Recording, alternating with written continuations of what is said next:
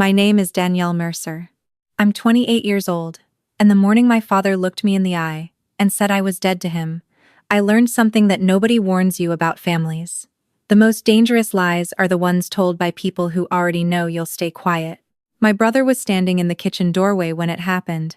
He had his arms folded and his jaw set the way he always did when he'd already decided something and just needed everyone else to catch up.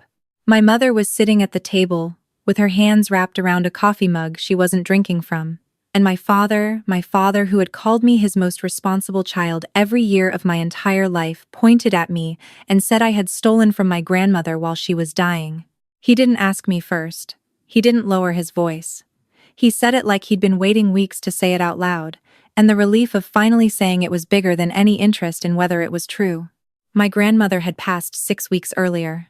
She'd lived with us the last 2 years of her life, in the back bedroom with the yellow curtains she picked out herself.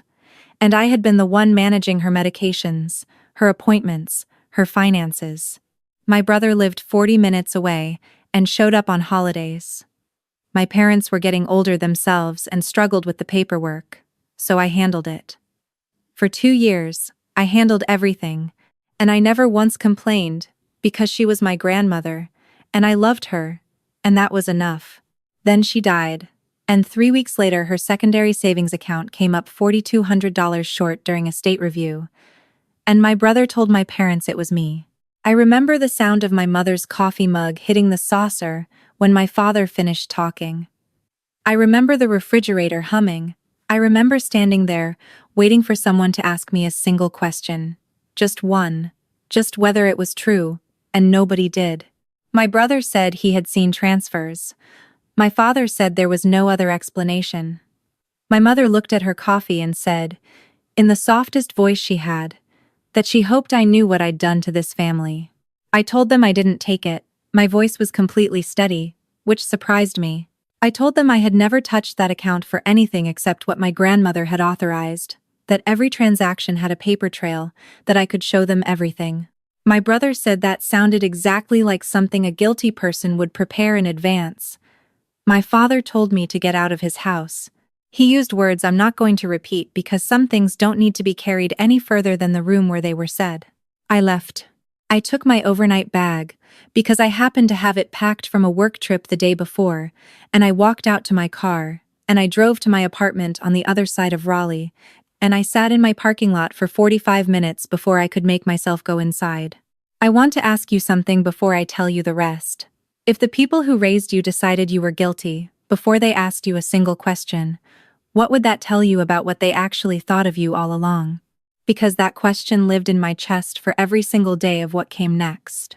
My job is document control specialist at a mid-size commercial real estate firm. I organize legal records, track contract revisions, manage filing systems that lawyers depend on during closings. It is precise, unglamorous work, and I am very good at it because I do not lose things, and I do not miss details. My colleagues would tell you I'm the person they call when something doesn't add up. My brother would apparently tell you I'm a thief. The first person I called was my friend Priya, who I had known since college, and who had strong opinions about everything and the patience of someone who had clearly chosen her battles over a long career. She drove over that same evening with Thai food and the expression of a woman who had already decided somebody needed to answer for this. She sat across from me at my kitchen table and listened to the whole story twice. Then she said the thing that changed how I thought about all of it. She said, "You have been so focused on the injustice of being accused that you haven't stopped to ask why your brother was in a position to make the accusation in the first place." I told her what I'd told myself, that he'd probably seen a bank statement somewhere, misread something, jumped to conclusions. Priya shook her head. She said, "Your brother does not misread things that benefit him. When has he ever made a mistake that cost him something?" I didn't have an answer. And that was the first real crack in the wall. My grandmother's estate was being handled by a probate attorney named Gerald Whitmore, a quiet man in his 60s, who wore the same style of brown cardigan in every season, and communicated primarily through careful understatement. I had worked with him throughout my grandmother's final year on various account transfers and end-of-life documents. He knew my file habits. He trusted my paperwork. I called him the morning after I was thrown out. I told him what my brother had alleged. There was a long pause on his end, the kind that tells you someone is choosing words very deliberately. He said he would need to review the account history in full before commenting on specific figures. Then he added, almost as an afterthought, that he had noticed some irregularities during the initial review, that he had flagged for follow-up, and hadn't yet discussed with the family. He had been planning to reach out to all parties together. He said he was sorry the situation had developed this way before that conversation could happen. My stomach dropped, not from guilt, from the beginning of understanding. I asked him one question. Were the irregularities on my authorization records or elsewhere? Another pause. He said, "Not yours, Danielle." I held the phone against my chest for a moment after we hung up. The refrigerator in my apartment hummed exactly like the one in my parents' house. I noticed that, and then pushed the thought away, because I didn't have time for it. The next few days were the kind of quiet that has too much happening underneath it. I went to work. I processed documents. I organized a closing file with the same clean margins I always use. And on my lunch breaks, I sat in my car in the parking garage and started rebuilding the timeline of every transaction I'd ever managed for my grandmother. I had records of everything. That was the advantage of being a document control specialist who treated her grandmother's finances with the same standards she applied to commercial real estate closings. Receipts, authorization forms, digital copies of every transfer with timestamps, a running log I had started the first week I took over her accounts because something in my professional brain wouldn't let me do it any other way. My brother had walked into that accusation, assuming I kept things the way most people do, loosely, emotionally, with gaps. I did not have gaps. What I did have was a 2-month window. I hadn't looked at closely because it was before I'd formally taken over, and my grandmother had still been managing some things herself with my brother's occasional help. He had offered, back then, to assist her with a few online transfers while I was traveling for work. She had trusted him completely. Everyone had. I called my grandmother's neighbor, Mrs. Okafor, who had been close with her for 15 years and had a memory like a courthouse ledger. I asked if she remembered my grandmother ever mentioning my brother helping her with bank accounts. Mrs. Okafor said, very calmly, that she remembered my grandmother mentioning once that she didn't fully understand why my brother had needed her online login to help her move money, when she had thought the whole point was that he was going to take her to the branch, in person. She said my grandmother had seemed a little confused about it, not upset, just uncertain in the way she sometimes got near the end, when things moved faster than she could follow. I thanked Mrs. Okafor, and sat very still at my kitchen table for a while. Then Priya called to tell me she'd run into someone I needed to speak with. Her name was Renata Collins, and she had worked as a patient advocate at the same care network that had managed my grandmother's home health visits. Renata had shifted careers and now worked in financial elder care consulting, which meant she spent her professional life looking for exactly the pattern I was starting to see. We met her the next evening at a coffee place near the university. She was direct and had the particular stillness of someone who had heard too many versions of this story to be surprised by any of them. I walked her through the timeline. She asked 2 questions. When did your brother's involvement with her accounts start, and when did it stop? And, did your grandmother ever express any confusion about transactions she didn't remember authorizing? I answered both. Renata nodded slowly. She said, "What you're describing is consistent with a pattern of incremental unauthorized transfers during a window of reduced oversight, using a level of access that was given voluntarily by the victim, under a misleading pretext. The person responsible almost always positions themselves to redirect blame before the discrepancy surfaces." I felt the room go very quiet. She continued, "They don't usually make the accusation because they've gathered evidence. They make it first because they know what an audit will eventually find, and they need someone else's name to be in the room before the investigators arrive." I thought about my brother standing in the kitchen doorway with his arms folded and his jaw set. I thought about how quickly my parents had believed him. I thought about the specific way he had said, "That sounds like something a guilty person would prepare in advance." He had said that before I'd even mentioned having records. He already knew records existed because he had been around those accounts. The only way that sentence made sense was if he had been worried about records all along. I went back to Gerald Whitmore with everything I had. My logs, my authorization records, the timeline gaps, Mrs.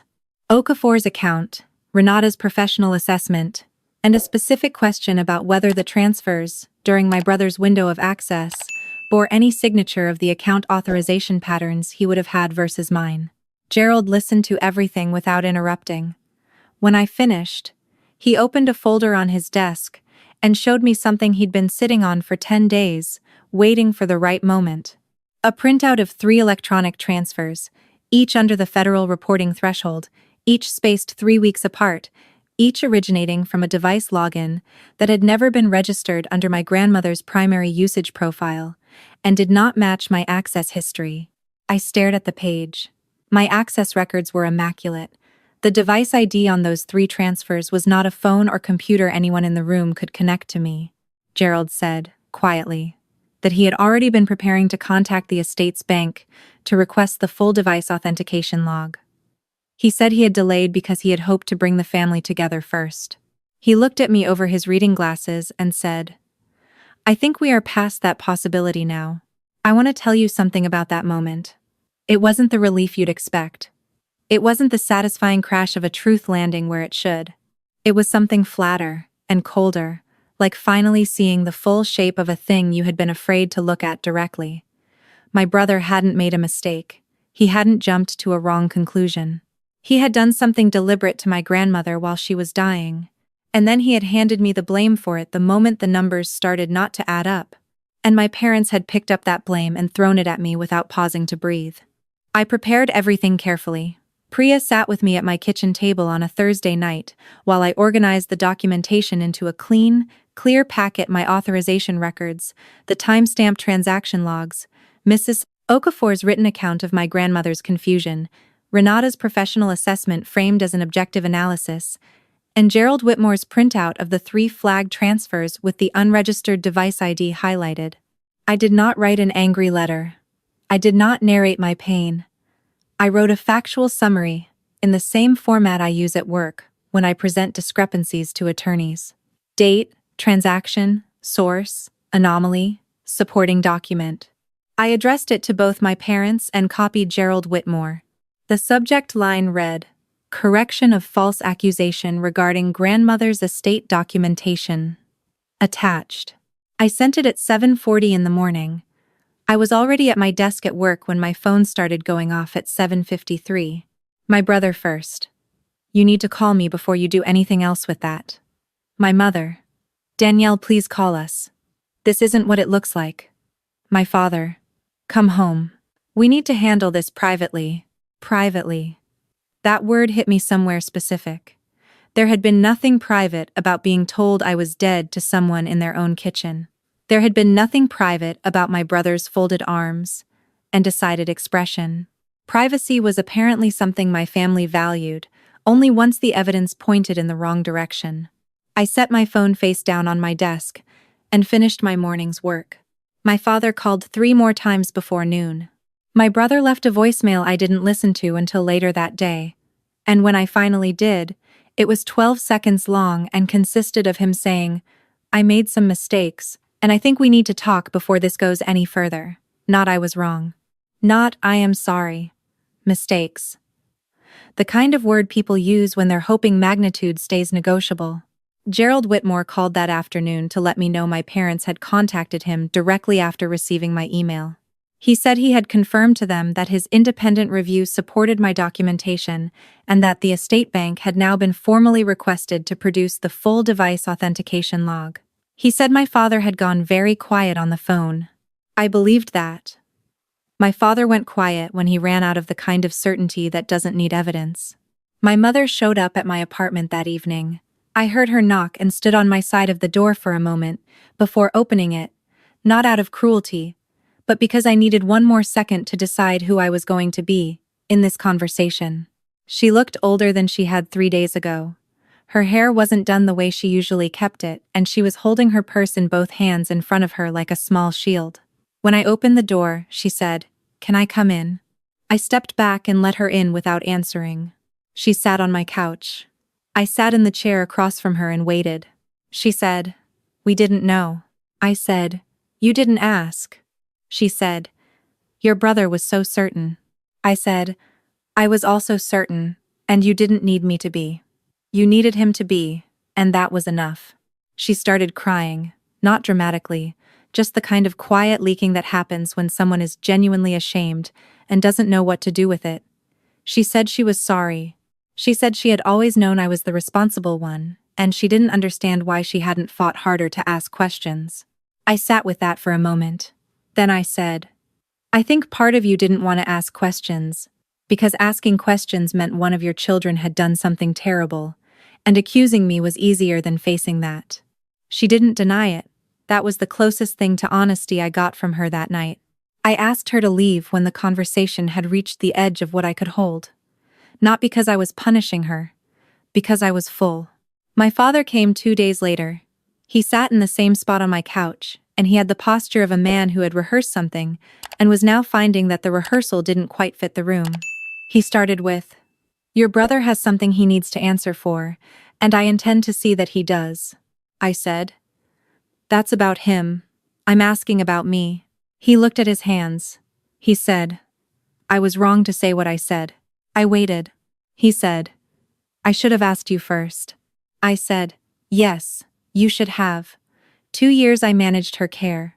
2 years of pharmacy runs and doctor's appointments, and watching someone I loved get smaller. And when a number didn't add up, the first thing you did was decide it was me." He had no answer that was worth giving. What happened next didn't happen because I went around telling people my business. It happened because Gerald Whitmore's formal estate review had been triggered, and once it was triggered, the bank's device authentication log came back, and that log confirmed what the flagged transfers had already suggested. The device used for those 3 transactions matched a phone registered to an account in my brother's name at a different carrier. It was not a smoking gun in a legal drama sense, but it was enough. Enough for the estate to flag the discrepancy formally. Enough for my parents to sit in Gerald Whitmore's office and hear from a professional in a brown cardigan that the documentation did not support what their son had told them. My brother came to my apartment alone one Saturday morning, about 2 weeks after the email. He didn't knock the way most people do. He did 2 short raps, close together, the way he'd knocked on my bedroom door our entire childhood, and something about that detail made the whole thing worse than it might have been otherwise. I opened the door. He looked like someone who had been losing sleep and had recently decided that was a form of payment. He said, "I need you to know that I didn't plan for it to go the way it did." I said, "Which part?" He looked at the doorframe. He said, "Any of it." I said, "You accessed her accounts when she was confused about what she was signing off on.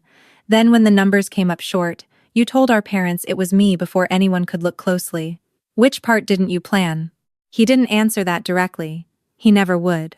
Instead, he talked about pressure, his mortgage, his wife's job situation, the way he'd always felt like I was the favorite, the way it hadn't felt real at the time, the way he'd told himself it was temporary, and he'd pay it back. I listened to all of it. I let him finish. Then I said, "Our grandmother trusted you. She was 81 years old, and she trusted you, and you used that, and then you tried to hand me what you'd done." He said, "I know." I said, "No. You know you got caught. That's different." He flinched. That was the only honest moment in the whole conversation. He asked if there was any path forward for us. I told him I didn't know yet. That wasn't a door left open. It was just the truth. I wasn't ready to perform forgiveness. I didn't feel, and I wasn't willing to close a door in rage just to feel like I'd had the last word. I told him to let the estate process complete. Let Gerald Whitmore's review finalize. Let our parents sit with what they'd done without me smoothing it over. He left without pushing further, which told me he understood, even if he'd never say so. Priya came over that afternoon, and we painted the wall behind my kitchen table. She had decided, without asking me, that I needed one surface in my apartment that looked like a deliberate choice.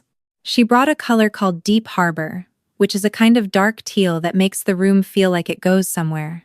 While we painted, she told me a story about her own family that she had never told me before, and I understood that she was giving it to me as a kind of company, so I wouldn't feel like my situation was a particular species of alone. Renata Collins sent me a message a few weeks later. She had been asked to provide a professional assessment to Gerald Whitmore's formal review as an independent elder financial abuse consultant, which meant my grandmother's situation was now part of a documented record that had nothing to do with my family's ability to rewrite it. She said she was sorry it had come to this. She also said she hoped I understood that what I had done keeping records, asking questions, refusing to absorb blame quietly was exactly what protected people in situations like my grandmother's from outcomes that couldn't be undone. I sat with that for a long time. My mother called every few days. Sometimes I answered and sometimes I didn't. The conversations were never easy and never complete, but they were honest in a way our conversations had rarely been before, which made them worth having even when they hurt. She said once, on a Tuesday evening, that she had spent 2 weeks trying to understand how she had looked at me in that kitchen and chosen to believe what my brother said without questioning it, and that she still didn't have an answer that satisfied her, and she thought I deserved to know that she was still asking. That was the most real thing she had ever said to me. My father's version of apology was functional. He contacted Gerald Whitmore to formally withdraw any implication of my involvement. He told his brother, my uncle, that the situation had been resolved and the accusation had been incorrect. He did not elaborate. He did not perform contrition. He corrected the record the way a man corrects a spreadsheet quietly, efficiently, without drama, as if the entry had always been wrong and he'd just now gotten around to fixing it. I didn't ask for more than that from him. I had stopped needing my father to feel things loudly. I just needed the record to be straight. Gerald Whitmore finalized the estate review in the 7th week. The formal documentation noted the unresolved discrepancy, flagged the device authentication anomaly, and declined to make any criminal referral at my parents' request, which was their right. My brother repaid the $4,200 to the estate from his personal account, which was logged and recorded, and would remain in the probate file permanently. He did not go to jail. He did not lose everything. People rarely do, when families decide that documents and discomfort are already punishment enough. But something did change that couldn't be changed back. Raleigh is not a small city, but the professional circles that manage estates and nonprofit finances and family legal affairs are not as large as the city. Gerald Whitmore was well regarded, and the people he was well regarded by were people my brother had been hoping to build relationships with through the preservation committee work he'd recently gotten involved in. One of those people called Gerald a few weeks after the review closed. The conversation was professional and brief, and about something unrelated. But the connection was made, and the questions that followed were made quietly, and my brother found himself no longer being included in certain conversations he had previously been invited to. None of that happened because I said anything. It happened because a clean paper trail is louder than any accusation once it's been formally filed. I want to tell you about the morning I finally felt like myself again, because I think that matters more than the resolution of the paperwork. It was about 2 months after all of it. I was at work before anyone else had arrived, the way I often am, and I was processing a set of closing documents for a commercial sale that had been complicated by a title dispute. Someone had been sloppy with the original records and left a gap in the chain that now required careful reconstruction. My job was to find the missing link, document it properly, and make sure nothing about the final filing could be challenged. I found it in 40 minutes.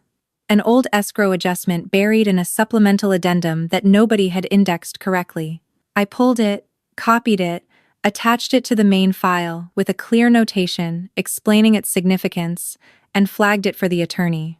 She came over to my desk 20 minutes later and said, "How do you always find these things?" I said, "I don't trust gaps. I follow them until they close."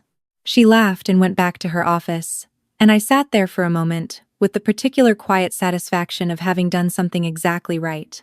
And I realized I had been doing that my whole life, closing gaps, keeping records, following details until they resolved, and for a little while, someone had tried to make me feel like that precision was suspicious instead of valuable. They had been wrong, and the paperwork had said so. I still live on the other side of Raleigh. I still work at the same firm. Priya still brings me things for my apartment when she thinks I need them last week.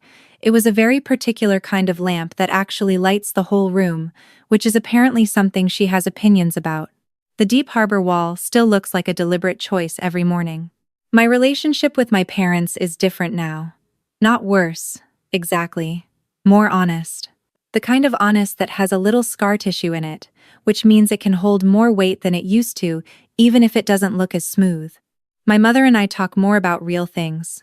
My father and I talk less, but what we say means more. That might be the best version of what's available, and I've stopped expecting a version that doesn't cost anything. My brother and I don't have a relationship right now. Maybe we will again someday. Maybe not. I'm not keeping the door locked out of anger. I'm keeping it closed until I understand what it would mean to open it, and I'm not there yet. What I know is that I won't walk back through it, performing forgiveness I haven't found. Just because someone else is uncomfortable with the space between us. I came back to myself. That sounds small, but it isn't.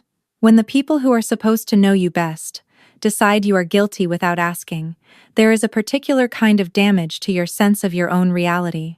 You start to hear your own voice as a defense attorney, instead of just a person telling the truth. You start to edit yourself before you speak. You stop trusting the ground under your certainty. Getting that back took longer than the evidence.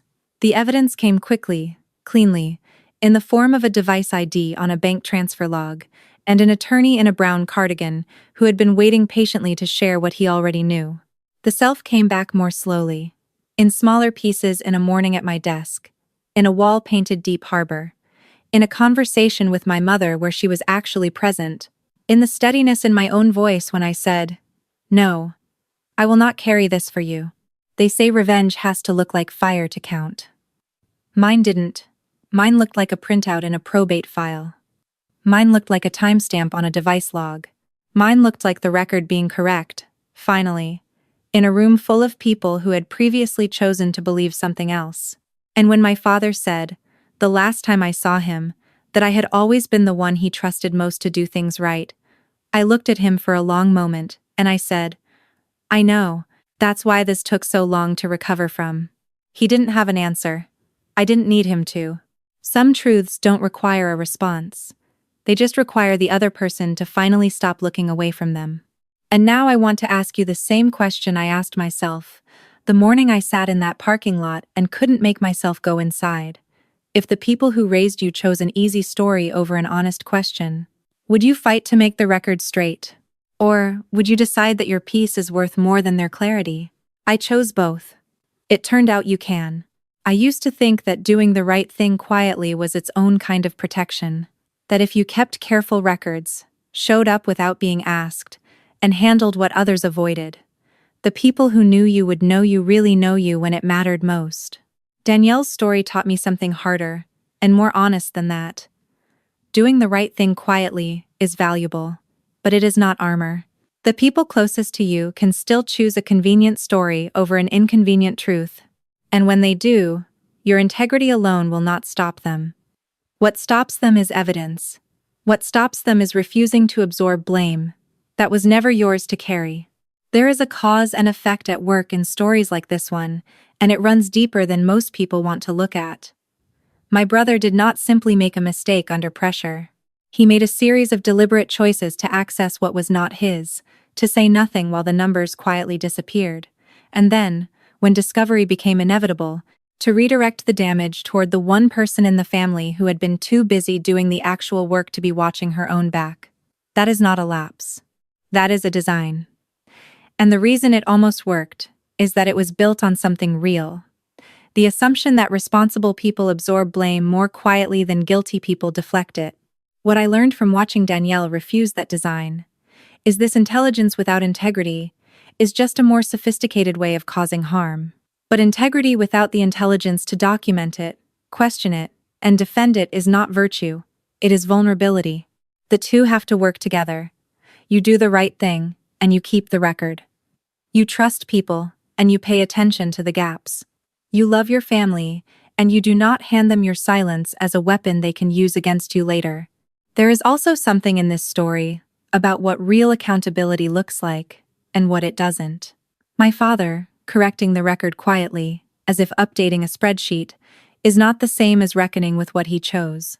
My brother saying he made mistakes is not the same as understanding what those mistakes cost someone who deserved better from him. Accountability that arrives only after evidence corners someone is not moral clarity. It is fear wearing a softer face. Recognizing that difference is not bitterness. It is precision. And precision is what kept Danielle standing, when everyone else was hoping she would simply sit back down.